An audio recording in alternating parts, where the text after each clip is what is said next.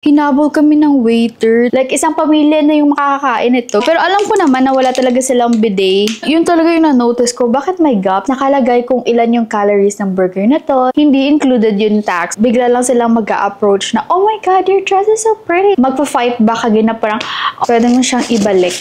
Wala kasi ako idea na itong bagay na to nag-i-exist siya. Hi YouTube! Long time no vlog. Ang tagal ko din hindi naka-upload dito sa YouTube. And na-miss ko gamitin yung vlogging camera ko. Ang tagal ko nang hindi nagamit to. If hindi nyo pa ako napafollow sa TikTok, I have a little life update. I am now in the States. So, yung gagawin natin today, magbe-bake ako ng cookies, tapos isi-share ko sa inyo yung mga bagay na sa akin, pagdating ko dito sa States, kung baga ito yung parang na-culture shock ako. Hindi ko in-expect na mamimiss ko pala gamitin yung camera na to. Okay, let's start with the dry ingredients. So, number 1 na nagulat talaga ako is tipping. Tipping is not mandatory, but it is expected. So, one time, kumain kami sa restaurant na to and hindi talaga namin nagustuhan yung service nila. So, hindi kami nag-tip. And then, nakalabas na kami ng restaurant. Alam mo, hinabol kami ng waiter. Nakalabas na talaga kami ng restaurant. Medyo malayo na kami. Hindi naman yung OA sa layo. Like, mga 2 establishments away na kami sa restaurant. Hinabol kami ng waiter. Tapos sabi ng waiter na hindi daw included yung tip sa binayaran namin. So, in-expect talaga nila na magbibigay ka ng tip. Kasi sa Philippines, diba, hindi naman ganon. I mean, ako, kapag may service charge na, hindi na ako nagbibigay ng tip usually. Pero pag sobrang ganda ng service, like ang bait ng waiter, like sobrang gusto ko, yun, nagbibigay ako ng tip. Second naman is yung middle name. So, diba sa Philippines, for example, my name is Jamaica Thea. My first name is Jamaica Thea. Yung first name dito is Jamaica, tapos Thea is my middle name. Pero diba sa atin, yung middle name is yung last name ng mom mo nung dalaga pa siya. Kasi, nung nagpa-file ako ng adjustment of status, tinanong ko si Chris, kasi yung middle name ni Chris is yung second name niya. Chris is my husband. Tapos parang naguluhan ako. Like, sabi ko, hindi. Sa Philippines, yung middle name mo is your mom's last name. Pero sabi ni Chris, hindi. Dito sa States kasi yung middle name is your second name. Like, Jamaica Thea. Your middle name is Thea. Ganun yung pagka-explain na sa akin. Pero hindi ko yung finalo. Finalo ko kung ano yung nasa passport ko. So, yeah.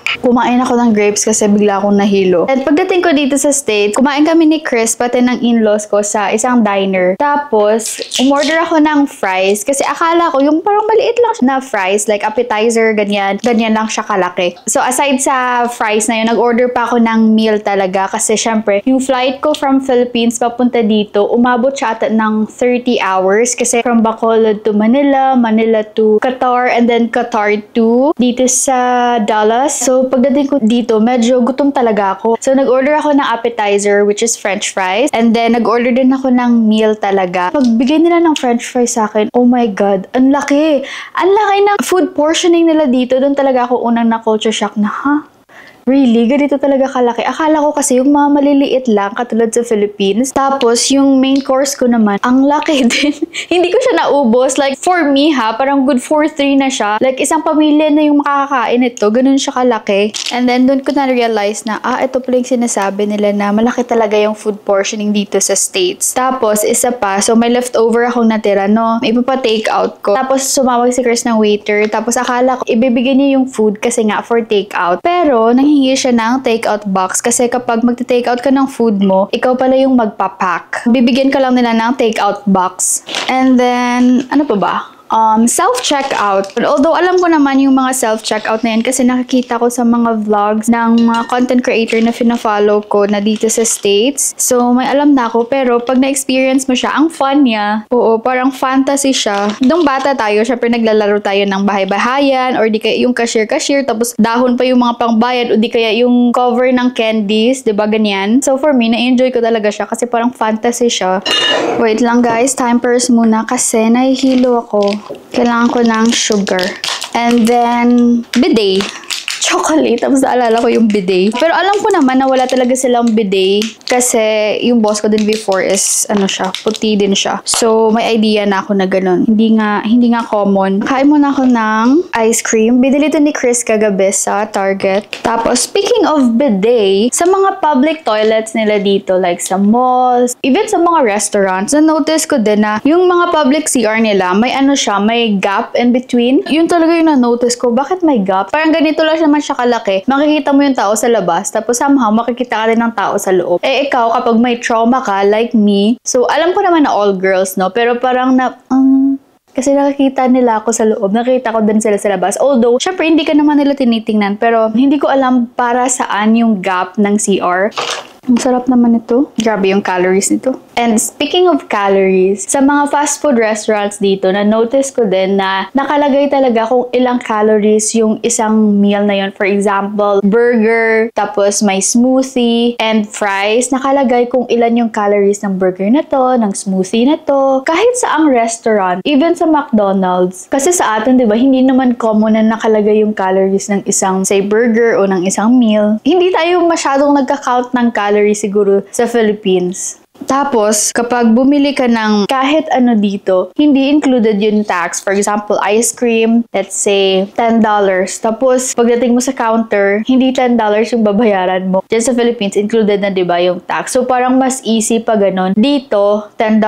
Pagdating mo ng cashier, may tax pa. So, hindi $10 yung babayaran mo. Okay, let's go back to baking. And speaking of tax, dito, meron silang salary tax or income tax. Same lang ba yun? Hindi ako sure. Basta, pero ganun. So, sa salary mo, kakaltas yung federal and then state. Bali, pag yung sahod mo, let's say $20, kakaltas doon twice, si federal and then si state. Kumbaga, kakaltas yung country, tapos kakaltas din yung city kung saan ka nakatira. Pero hindi lahat ng state ganon. May mga konting state na hindi yun siya applicable. Also, yung mga tao dito, mahilig silang mag-compliment. Bigla lang silang mag-a-approach na, oh my God, your dress is so pretty. Oh my God, I love your outfit. Ganyan. So, parang ako, thank you, thank you. Syempre, hindi ko alam kung ano yung i-react ako kapag ganun. Parang na-caught off guard ka na parang, thank you, thank you. Gusto ko sana kapag mag-reply ako yung parang, oh my God, I love your dress too. Yung parang ganun din. Pero kailangan ko pa ng time para makareact ako ng ganun. Kasi kapag bigla kong sinunggaban na, oh my God, I love your dress. Ganyan. Parang ako na lang, thank you, thank you. Very demure lang ako. Kailangan kong i-practice na kapag i-compliment ako, dapat i-compliment back ko din sila. Hindi naman sa hindi ako nagko-compliment pero alam mo yung parang bigla ka lang na, as a shy girl kasi ako, hindi lang halata, pero yeah, as a shy girl talaga ako. Gusto ko yung parang magpa-fight back again na parang, oh my God, I love your dress too. Yung parang ganun na vibes. Pero kailangan ko pa i-practice na ganun kasi, yun nga, mahinhin nga ako. Tsaka medyo slow. Tapos dito sa area namin, ang daming nagra-run. Oh my God, mali yung ginawa ko. Nadaranan ako kakachika sa inyo. Ganito na lang yung gagawin ko.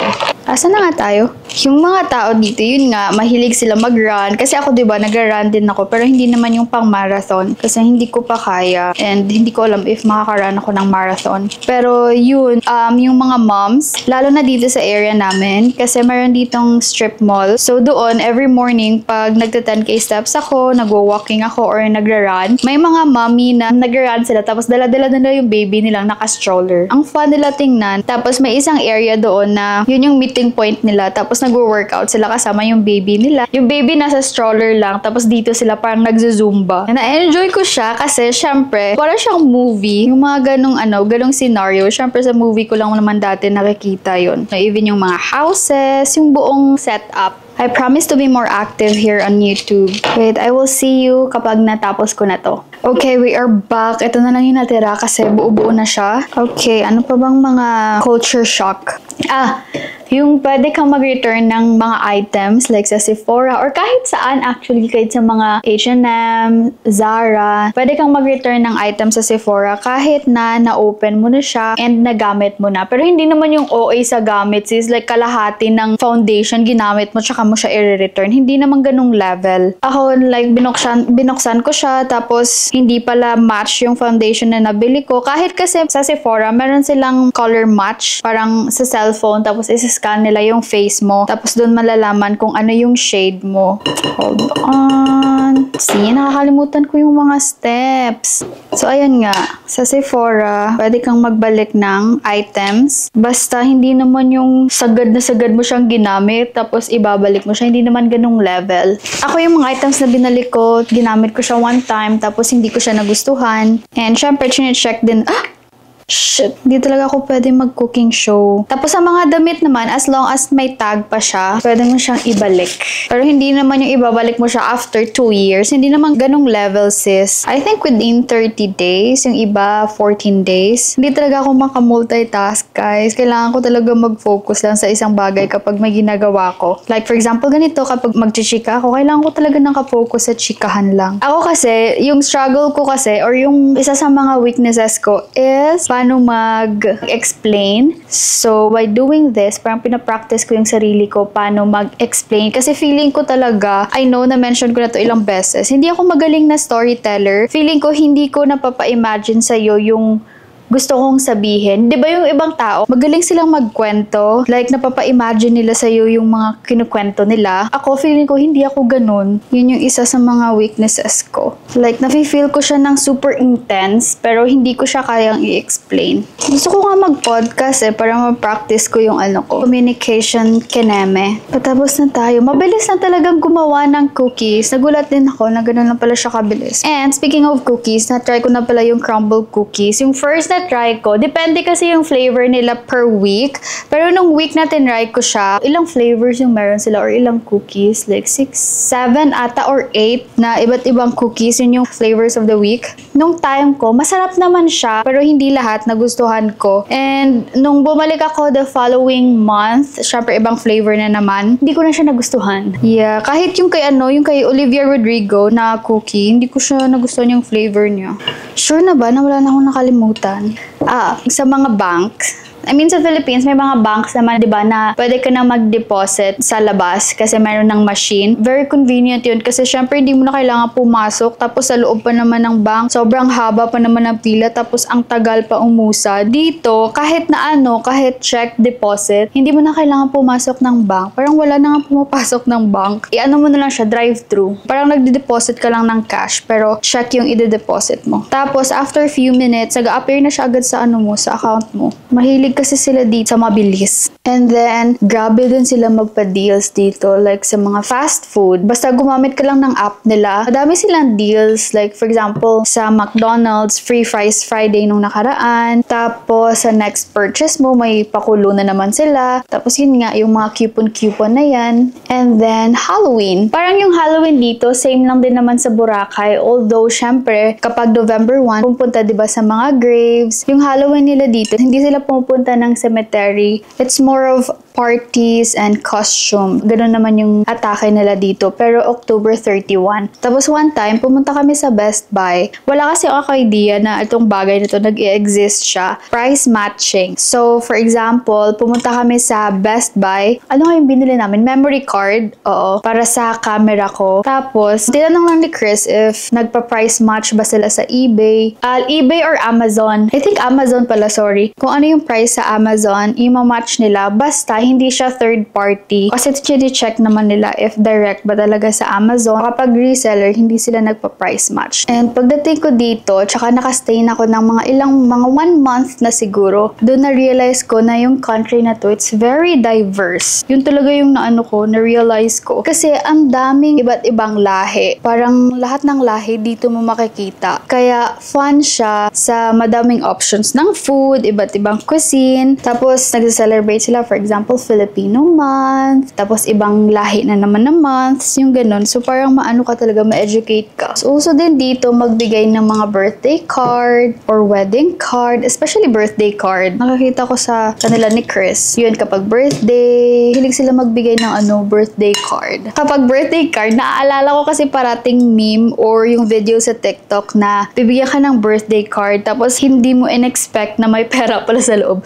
Pagbukas mo, parang hindi ka na lang nagpahalata na nakita mo na yung pera kasi parang nagpo-focus ka sa message, sa letter, pero yung totoo talaga is sa pera. Ang funny nun. Sa amin kasi hindi ganun eh. Yung sa atin naman kasi is social media, di ba? Post mo sa story, post mo sa Facebook, long post pa yan. Ito din yung parang bakit wala? Yung napaganon ako. Wala silang security guard sa mga mall.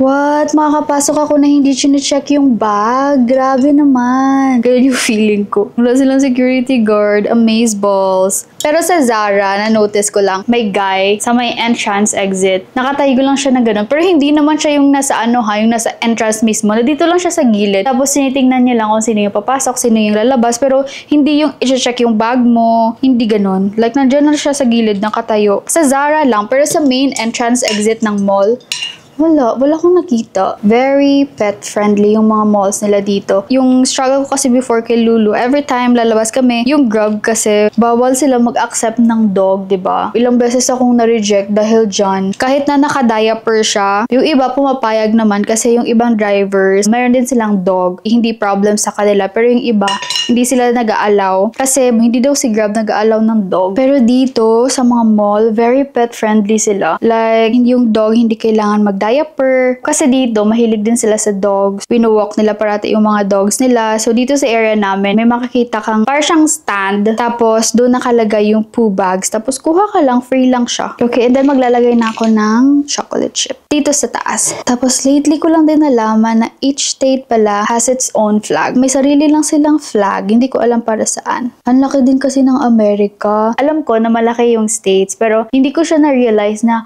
ganito pala siya kalaki. Kasi, so from here, kapag pumunta kami ng California, 5 or 6 hour flight, papuntang California, imaginein mo yun, malayo pa siya sa Bali. Yung Bali, parang 3 hours ata. Parang pupunta lang ako ng ibang bansa. Ganun yung feeling ko. Kasi syempre sa Philippines, maliit lang naman. And kapag pumunta ka ng ibang islands, Luzon, Visayas, or Mindanao, usually 1.5 hour, ganun lang naman, diba? Pero dito, 5 hours, parang nag-international flight ka lang. Ito yung ginagawa ko, nilalagyan ko ng chocolate chip sa taas. Sino na dito nakapanood ng Wicked? Last week, nanood kami ng Wicked. Ang ganda niya. Ang ganda ng Wicked. Ang galing ni Ariana Grande. Siyempre, years of training ba naman? Pero mas nagalingan ako kay Alpha ba? Ang ganda ng boses niya. Doon talaga ako na-amaze sa boses niya. Nagte-theater din kasi siya, diba? Bibili na kami ng popcorn, no? Yung kasama kasi namin yung mga pamangkin ni Chris, tapos yung in-laws ko. Yung bibilhin sana namin, 3 medium size na popcorn, tapos sabi ni ate girl na mas makakamura daw kami if yung large na lang yung bilhin namin. So yun yung binili namin. Tapos binigyan niya kami ng 3 box para ihati-hatiin namin yung popcorn. Tapos sabi ko kay Chris, sure ka? Kasha to sa atin. Tapos sabi niya, yeah, it's unlimited. Sabi ko, what? Really? Are you sure? Syempre, hindi ako makapaniwala. Tapos sabi ko, sige nga, bumalik ka nga doon. Bumalik siya, tapos sabi niya, I told you, it's unlimited. Unlimited nga siya. Alam mo na kailang balik siya? 4. Tapos yung drinks din, unlimited din. Yun yung mga maliliit na bagay na parang napapa, what? Ilang beses ka pang magpabalik-balik, i-refill ni ate girl, lalagyan mo ng popcorn. Okay, pinachill ko lang siya ng 1 hour kasi tamad na akong mag-antay. Pero yeah, so far, yun lang naman yung nagpa-culture shock sa akin pagdating ko dito sa States. Yung mga friends ko na mga foreigner, every time pumupunta sila ng Philippines, parati kong naririnig na sinasabi nila, you have the best mangoes in the world, ganyan. Kaya ako naman parang, okay, yeah, right, sure. Pero I mean, not like whatever, hindi ganung way, pero alam mo yun. Pero nung dumating ako dito, I can now say that, yeah, I totally agree. We have the best mango in the world. Mahilig talaga ako kumain ng mangga. Everyday ako kumakain ng mangga nung nasa Boracay pa ako. Kasi wala, ang sarap niya kasi. So, preheat ko na yung oven to 350 and then, i-bake lang natin to. But, yeah, excited akong i-edit yung vlog na to kasi sobrang tagal ko nang hindi naka-edit ng vlog dito sa YouTube. Actually, yung Sikihor vlog, hindi ko pa siya na-edit hanggang ngayon. Sobrang kalat nung mga videos na yun kasi iba't ibang cameras yung gamit ko. Pero ang ganda ng Sikihor. Kasi hindi pa siya ganun ka-develop. Tapos, sobrang ganda ng weather nung pumunta kami. Na-enjoy talaga namin. Nag-stay kami doon for 4 nights, 5 days. Mura lang sa Sikihor. Malaki yung island. Kapag sobrang init, pwede kang mag-fall. Or pag trip mo naman mag-beach, pwede din. White sand yung beach nila. Kaso, yung sand doon, hindi lang siya super fine, pero white sand siya. Yung isang beach na napuntahan namin, kung saan kami nanood ng sunset, may seagrass. Ayoko pa naman ng seagrass kasi nati-TH ako pag may seagrass. Tapos, nag-dive din ako doon. Sa shallow area pa lang, may nakita na kaming turtle. Kaya ang ganda. Ang ganda ng marine life sa Sikihor. Kaso, hindi lang ako naka-dive with barracuda kasi nung time na pumunta kami, walang walang barakuda ng ilang weeks. So, yun. Ang ganda sana kapag may barakuda. Tapos, first time ko din mag-hire ng videographer underwater. Inaantay ko lang siyang maluto. Tapos, ibabox na natin yung cookies kasi ibibigay ko to sa mga friends ko. We are done! So, yung next na gagawin natin is, ilalagay ko na siya dito. Ipapack ko na siya kasi ibibigay ko to sa mga friends ko. Kung ilan lang yung kakasya dito. 2, 5, 7, pwede naman ng 10. Cool. Perfect. So pretty. But here's the cookie. Ito yung kakaluto lang. Yeah. Masarap siya. Crunchy kasi siya sa labas, tapos soft yung loob niya. Perfect to i-dunk sa milk. So yeah, thank you for joining me today, guys. If you haven't subscribed yet, don't forget to subscribe, comment, and share this video. Bye!